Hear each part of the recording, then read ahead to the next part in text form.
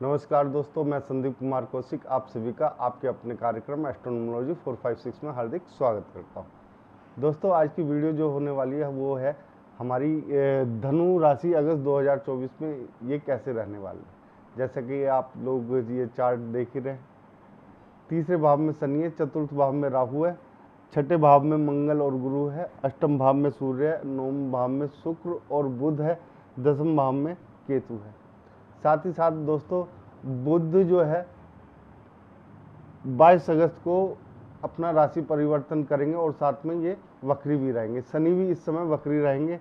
सूर्य जो है 16 अगस्त को सिंह राशि में चले जाएंगे, 25 अगस्त को शुक्र कन्या में चले जाएंगे और 26 अगस्त को मंगल जो है मिथुन में चले जाएंगे। दोस्तों, इसके अलावा आप लोगों को किन किन चीज़ों में सावधानियां बरतनी है। दोस्तों, सबसे बड़ी बात यह है कि जब भी धनु राशि में, ठीक है, चतुर्थ भाव में राहु आ जाते हैं तो एक बात की सावधानी आप लोगों को बहुत ही ज़्यादा बरतने की ज़रूरत है।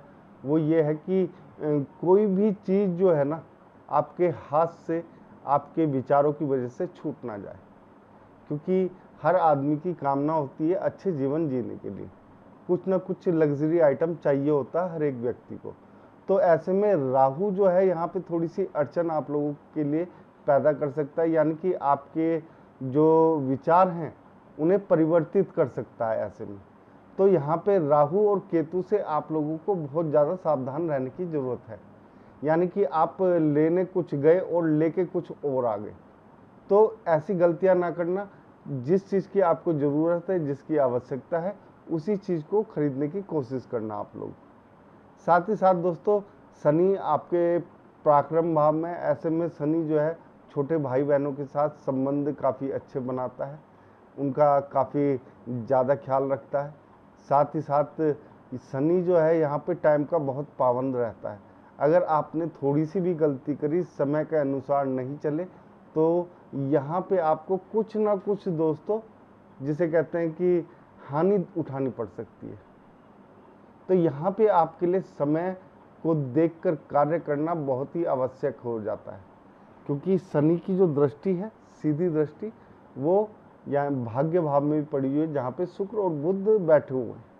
भाग्य तो आपका बहुत अच्छा चलेगा शनि की दृष्टि होने की वजह से। शनि वक्री भी है, इसलिए द्वितीय भाव में आप लोगों को काफ़ी कुछ एक तरीके से देखने को मिलेगा, यानी कि पिता की तरफ से तो थोड़ा सा कम हो सकता है, लेकिन हो सकता है कि हाँ, ससुराल पक्ष की तरफ से आपको कुछ मिल जाए।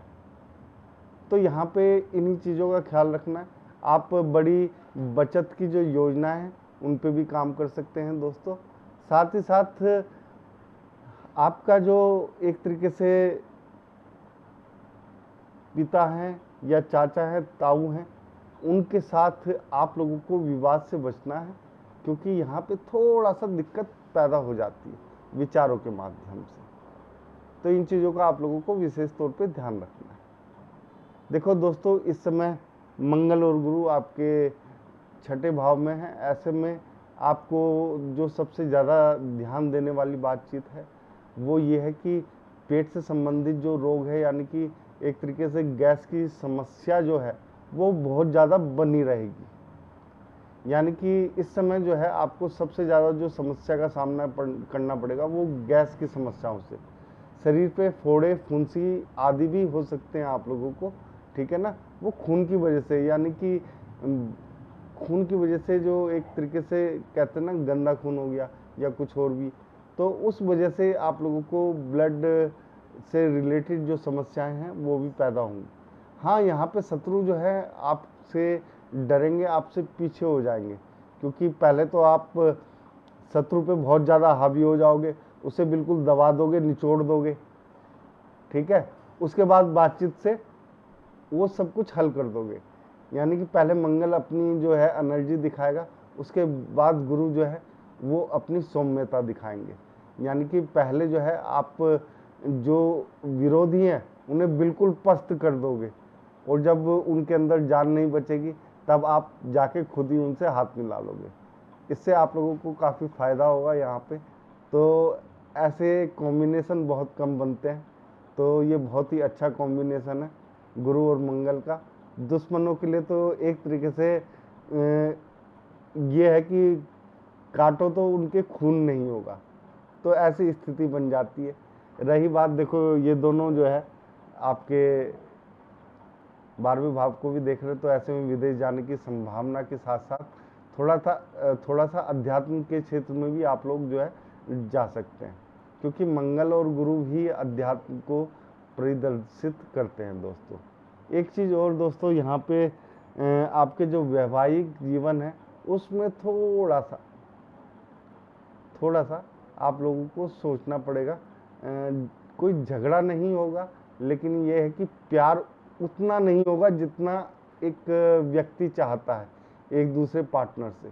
तो प्यार को आप लोगों को बढ़ाना है दोस्तों। यहाँ पे थोड़ा सा इस चीज़ का ध्यान रखिएगा, अलग अलग मत रहिए, क्योंकि थोड़ा सा अलगाव पैदा कर देता है। कोई झगड़ा नहीं है यहाँ पे आप लोगों का, लेकिन अलगाव पैदा हो जाता है, वैचारिक अलगाव हो सकता है। तो उन चीज़ों से थोड़ा सा आप लोगों को बच के रहना है दोस्तों। कोई खास दिक्कत की बात नहीं है, व्यापार आपका नॉर्मल चलता रहेगा। कोई खास जिसे कहते हैं बहुत ज़्यादा अब देखने को नहीं मिलेगा, नॉर्मल तरीके से बहुत अच्छे तरीके से चलेगा। सूर्य दोस्तों अष्टम भाव में, यहाँ पे थोड़ा सा आप लोगों को ध्यान दे के चलना पड़ेगा दोस्तों। सबसे बड़ी बात यह है कि जब भी सूर्य अष्टम भाव में आते हैं तो थोड़ा सा जो आपकी प्रगति होती है उस पर थोड़ा सा एक तरीके से लॉक लगा देते हैं। तो यहाँ पे आपको सूर्य को जल देना है, और अगर हो सके तो उसमें 4 दाने मिर्च जो होती है लाल रंग की उसके डाल देने, वो जल आपको सूर्य को अर्पित करना। इससे आप लोगों को देखो काफ़ी फायदा होगा। यहाँ पे सूर्य आप लोगों को थोड़ा सा वीक कर सकते हैं, तो जो आपका सबसे बड़ा वीक पॉइंट है वो यही है दोस्तों। यहाँ पे आप लोगों को थोड़ा सा संभल के चलना पड़ेगा, यानी कि लक्ष्य जो है, लक्ष्य से भटको ना आप लोग। इस तरीके से आपको सोचना पड़ेगा। कोई ऐसी दिक्कत की बात नहीं है, लेकिन लंबी यात्राएं आपके लिए नुकसानदायक साबित हो सकती हैं। बात करते हैं दोस्तों भाग्य में शुक्र और बुध दोनों बैठे हुए हैं, तो आपके लिए कोई ऐसी दिक्कत की बात नहीं है।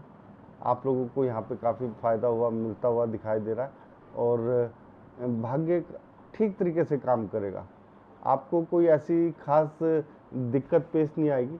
थोड़ी बहुत बुध की वजह से आ जाती है, वक्री है, ठीक है ना, लेकिन इस वक्री की वजह से सूर्य को भी ये थोड़ा सा कमज़ोर करते हैं, क्योंकि आप देख ही रहो, ठीक है ना।